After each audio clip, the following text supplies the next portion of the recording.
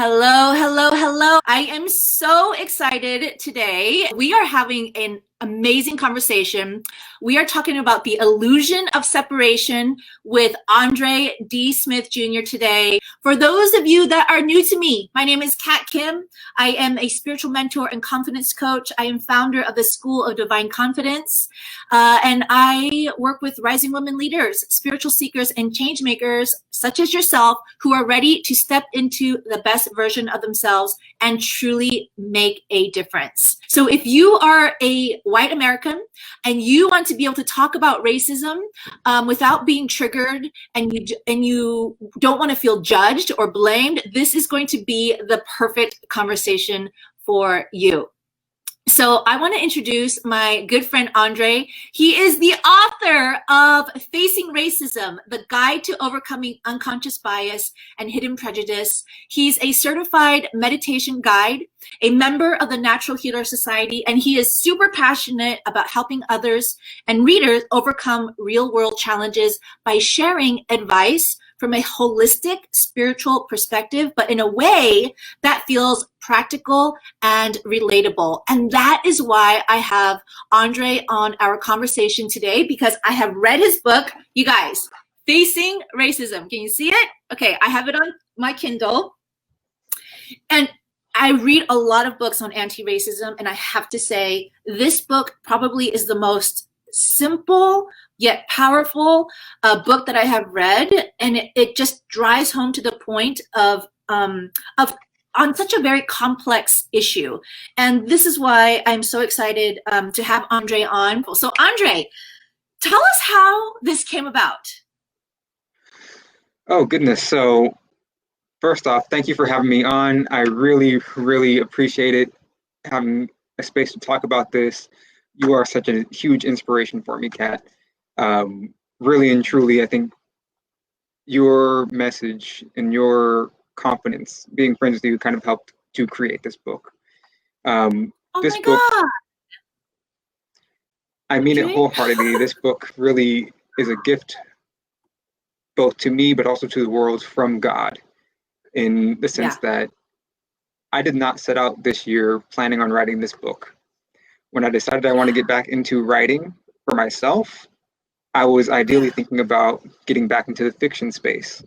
But after witnessing what happened with George Floyd and the social unrest and the conversation that was happening across the country and around the world, it really became pertinent for me to have a way to get into the conversation. So I found myself having multiple conversations on the internet, and it hit me, I could reach so many more people if I just took these ideas and put them in a book. And so I thought about it for a week. I'm like, I'm not a writer in nonfiction. I'm not a racism expert. I'm a shadow work practitioner, but who am I? I don't have an audience. So who am I to write this book? I'm not going to do that, but I really should, but I'm not going to do it. So it's really like that Moses and the burning bush sort of instance where it's like, you feel the calling and you don't feel big enough to fit the shoes. So after a week, I'm like, you know what? I'm just going to wing it. I'm going to do it.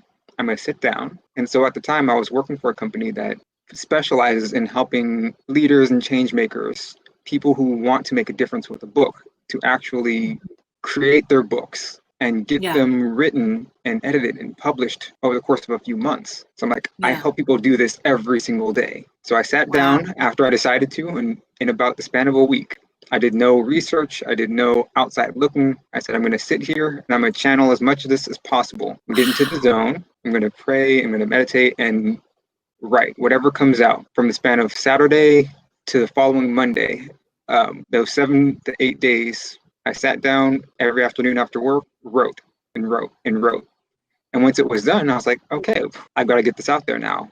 And ever since then, I've had so many different resources and people come up in my life, opportunities, doors opening to get this book out there to more people that I just did not expect would show up. And this is why I believe that this book is divinely inspired, because as I even read back through it, seeing it in coming soon to come print copy, I'm like, there was no way I wrote all of this. That was not me. Yeah. Oh, that's such a beautiful story, Andre. So I love the part about like you just knew it was like divinely inspired. You got the message from God, like do this thing, right? And you didn't plan this because the last time I talked to you, yeah, we talked very regularly through DM and all that, and you didn't tell me you were writing a book on anti-racism. So when you told me that it's out, I was like, what?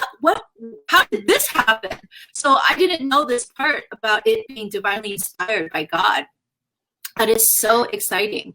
I've had experiences myself when I just follow the intuition from God and I create something like that essay that I shared with you and people know about, the essay on consumer spirituality.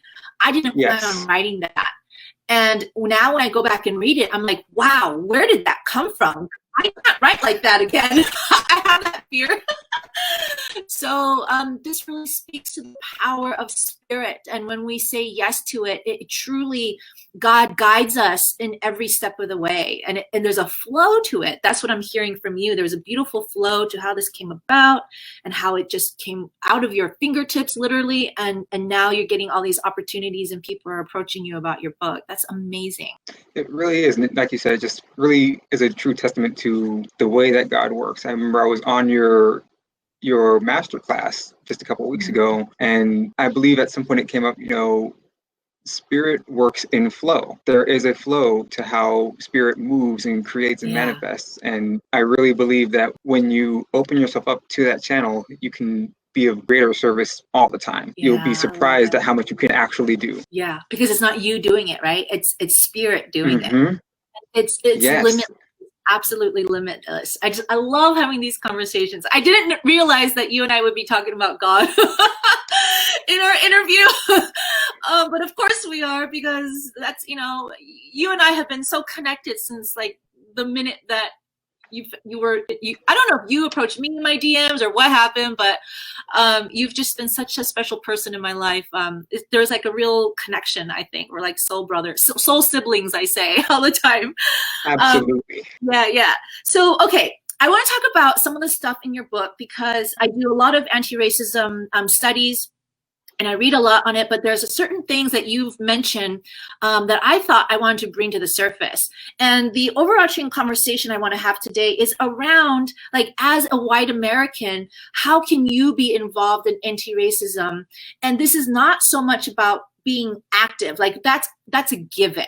You talk about certain other things. You talk about what's beneath the surface. So I want to dive into that today. And first of all, you talk about the two biggest misconceptions about racism. What are those? So the two biggest misconceptions that I point to are the idea that, number one, that it's a new or reoccurring thing, like this is just coming up. So I saw a lot of times when I was having these conversations with people that they were saying, if Black people would just stop talking about racism, it wouldn't be an issue. That's not true. Right. It's an ongoing narrative. You mentioned before, we have this shared American history, and that is so true. What we have to accept and what white Americans have to accept is that when America was founded, when the United States was founded, racism was the philosophy. It was one of the philosophies that existed and was acceptable. That's the environment out of which the country was born. And so when institutions were created, racism was also accepted in them. There was the idea that Black people were inferior to white people, socially, fundamentally, everything. And so that was put into practice. And even though we've come a long way since Jim Crow era and since slavery and over the decades, there is still work to do. And turning away from it or assuming that it's only an issue now because we're talking about it is kind of fallacious. The other idea is that white Americans are directly responsible today for racism's existence. That's just not true because it started. Yeah, that's the second misconception. Misconception number two is that. Misconception number two is that white Americans today are directly responsible for creating racism. It's not true. Wow. Because racism existed. Okay. So I just want to pause on that because I think this is really important because, if you're online, which everyone is, there's always like, there's fighting, there's conflict, right? And it's usually between Black and white. And there's a lot of pointing fingers, and there's a lot of blaming, there's a lot of shaming. And this is why this conversation with you, I thought is going to be so unique because while a lot of conversations are happening online and it is so much about pointing fingers, you are saying something a little bit different here, right? You are saying that one of the biggest misconceptions about racism is that say it again, I have it in my notes, but that white people did not start it. Correct. One of the biggest misconceptions about racism today is that white Americans are directly responsible for creating it today. And it's simply not true, because if we have the evidence that racism is a part of American history, we can't say that Americans today created it. Further, if you look at racism in a global context, it happens across the planet with multiple racial groups, considering also that race is an artificial idea created by people, by humans. Racism itself is not exclusively American, but within an American context, white Americans today are not the inventors of it. And so we have to give them the room to be able to not have to bear the sins of their ancestors, even if they are still responsible for helping create change. Yeah. No one wants to engage with something that they're being punished for constantly. Wow. Okay. Okay. So what do you say, Andrae, about, because I hear other people saying other things, that white folks are primarily responsible. And even though, like you are saying, even though as a white person in this world today, you didn't start it and it was your ancestors, but it's mostly the responsibility of white folks to heal this right now and to work on it. And if they're not working on it, then they're being complicit, right? So what's the nuance there? So the nuance is actually in the word responsibility. Who's responsible for what? A lot of times we say if someone's responsible for something, we're pointing the finger or blaming them or saying that they own that. I would like to shift the perspective on that to a sense of ownership of not the problem in its creation or its inception, but in one's role in being able to change it. So I am firmly a believer that we all have the power, each of us and all of us together, to create something different if we see a problem in the world. And so we have to take responsibility for what it is that we want. We are all consciously and unconsciously creating our society, and we have to take responsibility for the parts of society that we create, for our energetic and social output. And so even though white Americans did not create racism, if racism exists within the system and within our culture, and they choose not to look at it, their contribution to the future is a perpetuation of the problem. So they are not directly responsible for causing the problem, for creating the problem. But if they're willing to take responsibility for their energetic output, they can empower themselves to create something different. And most Americans, if you talk to them, will say, you know, I'm not racist. I love all people.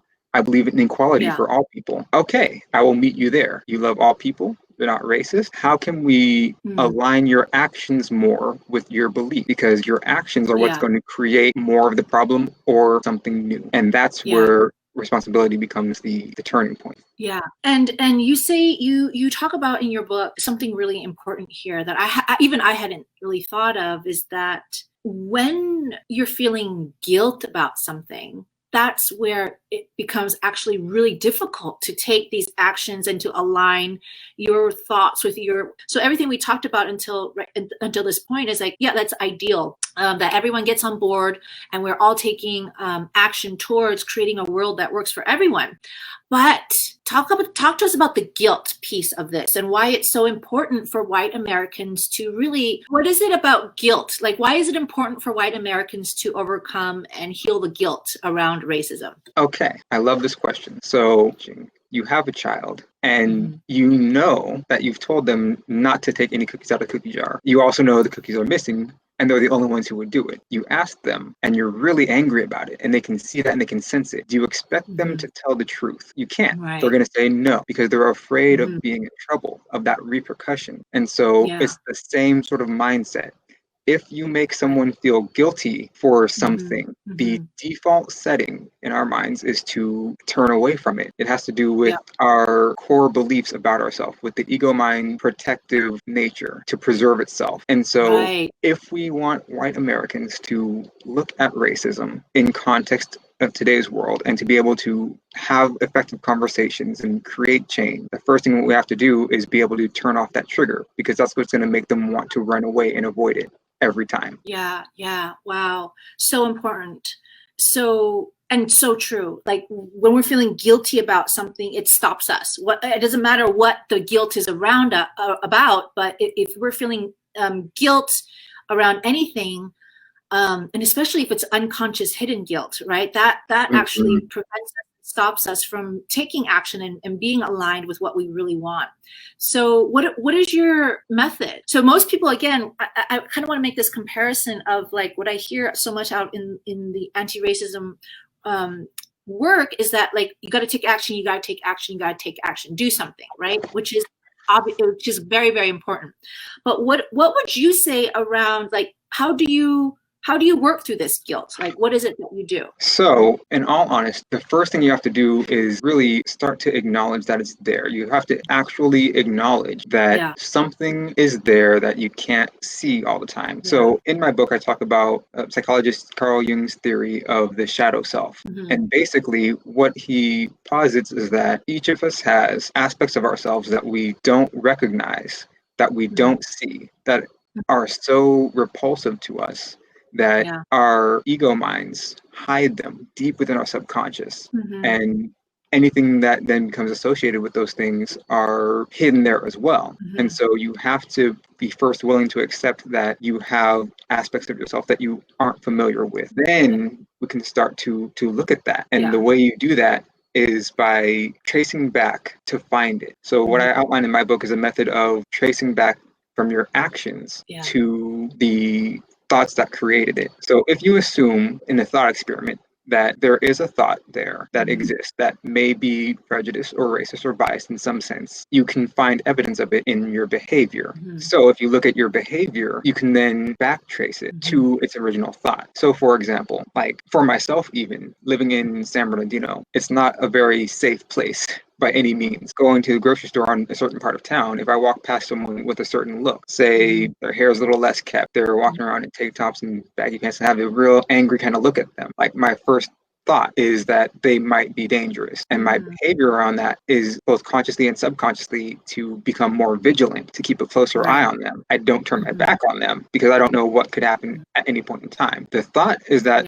they're dangerous. And with that thought, I don't know if it's true or not, but the perception is that they could be dangerous, that I could be in danger. But where does that perception come from? The perception comes from the image of people who look like him being dangerous. And that image is fed to us through the media. It's fed through us through our parents, through various inputs. Sometimes it's just something that comes up to us from our environment. And so you have to be willing to accept that it could be in there. And then once you accept it, you can find it. Yeah.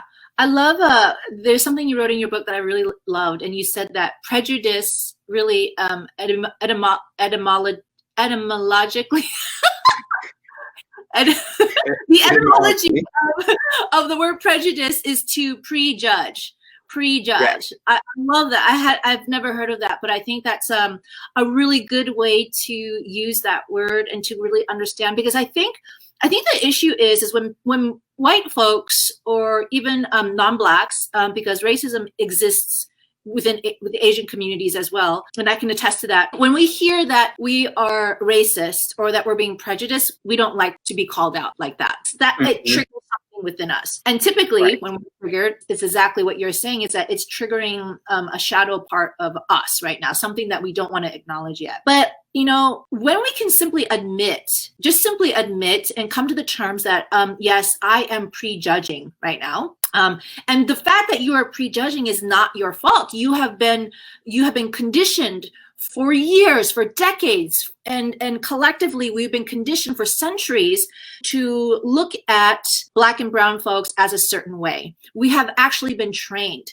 and even in and I talk about this in my training in the Divine Confidence Masterclass, that when we were actually bringing slaves over, and when I say we, I don't know why, I mean America, when during American colonization, when they were bringing Black slaves over, colonizers actually had to convince themselves and other people that Black folks were meant to do this work, and they were degraded and they were demonized, and they had to almost convince each other and then train everybody around them that Black people, in fact, indeed, are meant to do this work, and that we're actually helping them, right? Because in Africa, they're being chased by lions and tigers, and so we're providing actually something really helpful to them. So we have been, this idea that Black folks are on a different, are less than, has been conditioned into us for centuries, for years. We have been taught to prejudge. It's our natural way. It's just what we do. And so I think it's important what you're saying is let's just admit that. Let's just bring that to the table and just admit to that. I admit to that all the time. I prejudge all the time. And I have to catch myself when I'm doing that. And that's where I do my anti-racism work, right? But we can all benefit from that. And I know, speaking to Black friends and Black anti-racism practitioners, that even within the Black community, you guys also prejudge each other. That's how insidious how insidious racism can be, is that not only has racism turned white folks and non-Blacks against Blacks, but it has turned Blacks against Blacks in many ways. And it really has. And just like with my own self, recognizing that I can walk past someone who essentially looks like me, but just because they don't have my exact appearance and my manner of carrying myself, prejudge them and wonder if they're safe, if they're acceptable in society. What I love what you said is that, it's really important to be aware of it and to catch yourself doing it, because that's really the key. That's actually the key to being able to do something different. When you can recognize that your mind is running that program on its own, you can stop yourself and think, okay, but what are the facts here? I'm in an unfamiliar situation with strangers around me. That's the real reason I'm scared. It has nothing to do with him being Black, or at least it doesn't have to. It can just be as simple as, I don't understand what could happen to me around strangers. And you can start to give yourself new thoughts that aren't embedded with race or racism. But you have to be able to catch yourself doing it first. Okay, we have a question here. What do you think of liberal cities with racism versus conservative small towns with racism? In a lot of ways, it can be very similar, but also very radically different. So in a lot of, you'd have to give more definition around conservative small towns and where they're at. So for instance, growing up, or rather living in Colorado Springs, for example, for the last 5 years, it's a much more conservative town. It's kind of a small town, not necessarily, but almost comparatively. Racism there is more or less overt depending on whether you're in the more urbanized and diverse sector versus in the more rural areas. But then even then, those who live in the more rural areas, there's a dichotomy between those who don't like people and outsiders, and then those who generally love all people equally, but don't want to have to talk about race. There are those few who just don't like people of color. It really depends on where you're at. And so if you're in a more urbanized liberal city, racism can still exist, but a lot of times it's institutionalized sort of deal. You won't meet a whole bunch of people who are actively perpetuating, or rather you're more likely to meet people who are willing to call it out. That's the big deal, is that if you're in a more liberal city, more people will be willing to say, hey, that's not okay. We have a diverse population. We have to protect people. One quick caveat is that I personally don't generally use terms liberal versus conservative, because I know there are also a lot of conservatives who identify politically in that sense, but aren't racist and would align very much with ideas of inclusion and diversity. I just wanted to offer that caveat, not to draw political lines around racism. That's such an important point that you're making. And interestingly, my observation of what's happening politically in terms of liberal and conservative is almost the same thing, comes from the same place. Oh, what a perfect segue into what you talk about in otherization, right? Otherization. I wanted to bring that up. So this is a great segue, great question. But I just want to say that I think it's turning into this thing where if you are a progressive left or if you're conservative right, then you're automatically the other person and the other side. And no matter where you are on the spectrum, and there is a large spectrum politically, it's turning into this left and right, and that's it. It's just turning into white and black, and that's it. There's this interesting thing happening, it's almost parallel to, what we've experienced with racial discrimination, but there seems to be like a political discrimination happening as well. Because as you said, someone on the right, conservative, could absolutely be, not be racist, right? And then there's some people on the left, let's just say it, are absolutely 100% racist. So drawing that line, I think, is dangerous. And I would love you to talk about this, because you actually talk about otherization, right? Otherization. Yes. So tell us what that is and how that relates to racial prejudice. Otherization is a cognitive function whereby we recognize ourselves as unique from other beings, from other people in a human context. It starts very early on in infancy, wherein a child starts to recognize itself as separate from its mother or separate from its twin. And so the example I use in my book is, you have two twin infants, and at first they are very sympathetic towards each other. They eat at the same time. They cry at the same time. They go to bed and they cuddle together at the same time. That's just how they are. But as they grow up, they start to recognize themselves as, and so in that, say one day you have these two children that are playing, and next thing you know, one pushes the other and takes its toy. That's the point in which that child has identified itself as unique from its sibling and unique from the consequences of its actions against it. Recognizes, if I push this kid and take its things, it's not going to affect me. And so we have to then counter that. In society, at a social setting, we do that all the time. And it's actually happening at high levels right now with political lines. And I could talk a lot about that. The short version is that social media has done that intentionally. There was another great book I read called The 10 Arguments for Deleting Your Accounts Now. And he talked about how social media, Facebook in particular, has algorithms that are designed pretty much to put people against each other, to play up on this for what they call engagement, but really it turns into behavioral psychology. And so in terms of a racial context, we as a people have to be able to see someone of a different race as different from ourselves, as either ideally less than ourselves, in order to cause harm. If you see someone and recognize yourself in them or them in you, you can't cause harm because you understand that that's you. That's you. It's all you. I want to pause on this because I think this is so powerful. Essentially, what you're saying is when we see someone as the other, and there's no similarities, there's no connection, it's easy to harm them, right? Absolutely. That's exactly it. Yeah, and we see this in history, with Nazi Germany.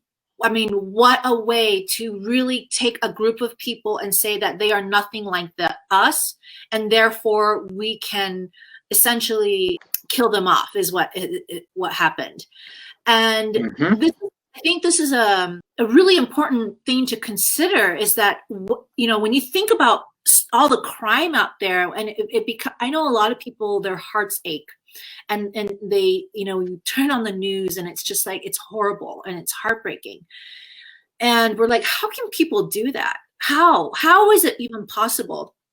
But when you break it down like this, Andrae, it cognitively makes sense, when someone is classified as other than you, and it's easier to, number one, dehumanize them. It's easier to have make judgments against them, and thirdly, it's easy to watch them be harmed and not do anything about it. And that's the real crux of it. Our ability to cause harm or accept harm for others is directly related to how much we're able to relate to them. And how much we're able to kind of turn a blind eye and say that they are not us. It's not I want to repeat that. Our ability to cause harm onto others is directly related to our ability to recognize ourselves in each other, our ability to relate and practice empathy for one another. Yeah. If there's no relationship or no empathy, we are more likely to say, it's not us, not our problem. Yeah, absolutely. We have someone saying that this happens in wars a lot. We attach everything bad you can, you think of, to demonize your enemy, to kill them. This is this is what happens. We otherize other people, other countries. We turn them into something that's completely different from us. We characterize them, and it becomes easy. It becomes so easy for us to turn them into someone or something that, whether, something happens to them, then so what, right? One more brief example. I mean, if you think about, well, since today is 9/11, that's a perfect example. Whoa. Arab Americans and immigrants from the Middle East have a permanent stain, darn near, almost permanent stain. And a lot of them were just as shocked by the incident as we were, just as heartbroken. All of them except for a very minor, small group. And what made it worse is that the media representation, any movie that came out about the military, any movie that involved Arabic peoples and Muslim people, really had a terrible image of these angry, distrustful, anti-American, anti-Christian people. These monsters. I took a course on magic and monsters in literature, and basically what we love to do, especially in times of war or distrust, is to create monsters out of our enemies, because you wouldn't be able to harm them or accept harm like that if you saw them as human, because that's just one step closer to being able to relate. Wow. It's like psychological warfare. It is, and that's all propaganda is psychological warfare. And that's really what causes so much division and otherization. It perpetuates itself by a lot of agendas, and that's a different conversation. Darn near. Well, I think this is such an important conference. This is actually really heartbreaking. I feel like, for me, I'm getting a little bit emotional about this psychological warfare, this otherization, how it's used as a fucking tool to literally tear us apart and to give us reasons to be divided and to kill one another on so many levels, right? And the fallout. I mean, let's not even. This is another interview, another conversation about the trauma and the generational pain and suffering that comes from as a result of war or discrimination or any type of hate-filled act, right? That's go away, y'all. It doesn't go away after that incident has happened and they put band-aids on and then people go and live their lives. It doesn't go away. This psychological trauma, emotional, spiritual, mental, physical trauma lives in our bodies, and it is passed down to our kids and then to our grandkids if that trauma has not been healed. And as we know, as our country, and this is why I am so committed to anti-racism work, is that we have committed a grave crime as Americans upon other fellow Americans, particularly Native Americans and Black Americans. And the trauma that has happened and occurred because of that is still existing in our minds and in our hearts and our world today. And all of this coming from this idea that you are separate and other than me simply by the color of our skin. That just blows my mind, and it pisses me off too. It pisses me off. It should. Yeah. Like I mean, and I'm not Black, clearly, right? But I'm a minority. I've had my experiences of generational trauma, and the pain that comes from that is unspeakable at times. And to know that that is the pain that so many of our Black and brown brothers and sisters are experiencing right now, just because of otherization, that's really hard to wrap my mind around. If you guys are really thinking about this, to people who are watching right now, it all boils down to that. It really does. And the biggest thing I would love for people to take away from this, beyond the problem, there is a solution. So we've gotten to the point now where we see the problem is otherization. Now that we see that, there is a solution that is so almost insultingly simple, but also can be a little challenging. It can be challenging. It's going to take actual work, but it's an easy solution, and it's empathy. our Empathy. ability to then put ourselves back in the other's shoes to Mm. to kind of counteract that otherization impulse.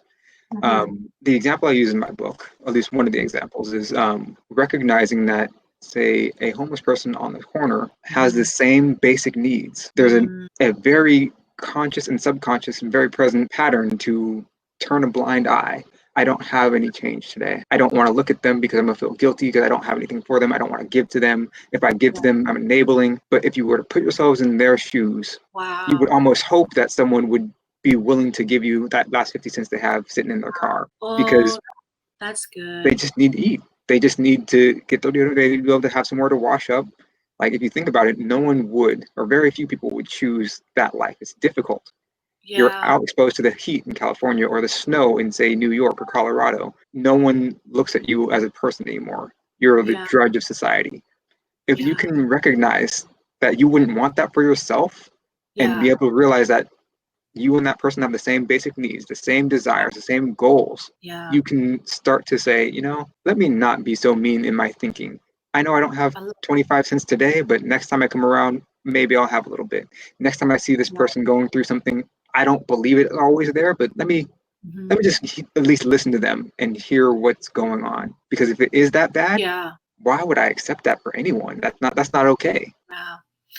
I love that. So so when I first heard you say empathy, my initial thought was like, that word is kind of airy-fairy, it's like, well, what does that actually mean? And how is that gonna, make a difference here? But I love the way that you broke it down, that, empathy is not just like feeling sorry for somebody. It's about really connecting to the fact that that person, that homeless person's needs are exactly the same as yours. Exactly the same. We all have those basic needs. And when I think about it that way, I actually really do feel that connection there. And I appreciate this example, Andrae, because I'm that person. I'm not as bad as I used to be, but I will completely admit it. When there's a homeless guy, on the street, I'd rather like just quickly move past them. When I have change, which I don't have a lot of change anymore, like who carries cash anymore? But if I do, then I'll share it. But most of the time, I'm walking past them as quickly as possible and kind of doing this bypass, to be honest, right? But now, now I'm going to remember what you are saying is that actually this human being who I think is first, who I thought was completely different from me, is actually somebody who has the same exact needs as I do. And I can feel that connection that forms there. Really Exactly. powerful. All right. I think these questions are really in line. We have one more question here. Do you think it has to be something bigger than individual thoughts? Some people claim it would be nationalism, religion, or something else, a set of principles that are universal in society. If I'm understanding the question correctly, what I think is that we do need it to go beyond the individual and into society. I do believe that it can be codified in some aspects, but more than that, I think what's necessary for change is for enough people to change. So basically, now I'm understanding it, we, the people, and let's not forget this, we, the people, are the actual government. We can rewrite our laws to include more empathy. But in order to do that, we, the people who make up society, have to embody and accept and promote the ideals that we want to see in our laws. And so the mission then is to get more people to wake up to a more empathetic reality. Yeah. So the goal is to expand, to, yes, change the laws. And I had this conversation with someone, do we focus on activism and changing the laws first, or would we focus on changing people? Of course, I would love to see the laws change first, because that's going to affect people's lives most directly. But the problem is that the people who are currently making the laws are beholden to people who don't see the problem. So we might have to get people to see the problem before we can change the laws. Yeah. I love that. And, I think it's going to take people attacking this, working this from all different angles. Great question, by the way. And I just want to say, from my perspective, being a spiritual teacher and a spiritual leader, in my humble opinion, I think that's why this work that we are doing is so important, that we begin to look at each other from a spiritual perspective, because it is the spiritual perspective. It is the spiritual principle that we are one, that we are not separate from each other. That's the fundamental principle in all spiritual teachings, whether you want to call it Christianity or Muslim or Buddhism or whatever name you have. If you take away all of the kind of formalities and all the rules and all that stuff, it all boils down to that fundamental truth that we are one with one another. And so that's why I do the work that I do, is to help people see and feel that connection with one another.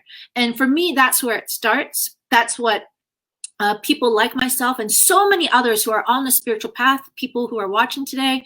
I know you guys are on the spiritual path. I know Andrae is.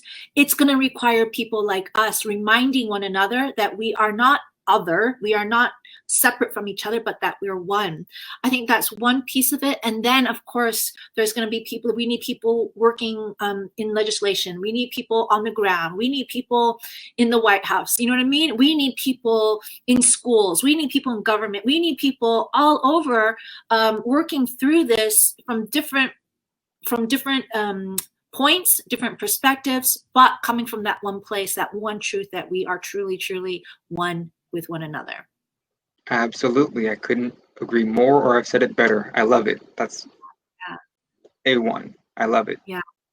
What is the one last thing that you would like to say to white folks who have been kind of struggling with anti-racism, feeling that guilt inside? Like, what is your message to them, Andrae?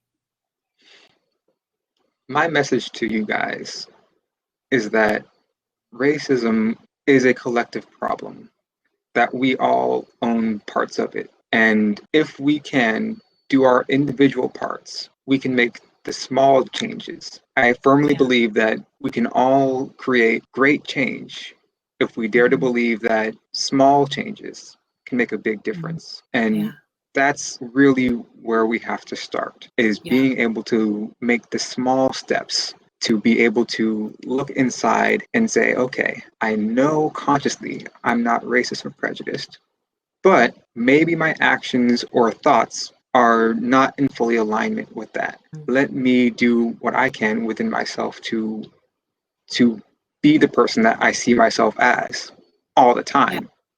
Yeah. And that's really where true transformation and full alignment with spirit, with source, with God starts to happen. And when you can embody that, that's the presence of God that's going to come through and allow you to influence and inspire change in others as well. Oh, I love it. I love it. And when we allow that, when we allow God, we allow spirit to move through us, that's when it's game over. It's game over in a good way, right? Yeah. Thank you so much, Andrae. You are such a precious person. I appreciate your wisdom, your friendship, your love. Y'all get your book, Facing available. Racism. Yeah, it's on Amazon. And if you are watching on YouTube, give us a like and subscribe and get your book. It's so powerful. It's so simple. I love the way you just laid it out. And this is the type of work that we need. So thank you so much. And we'll see you guys next time.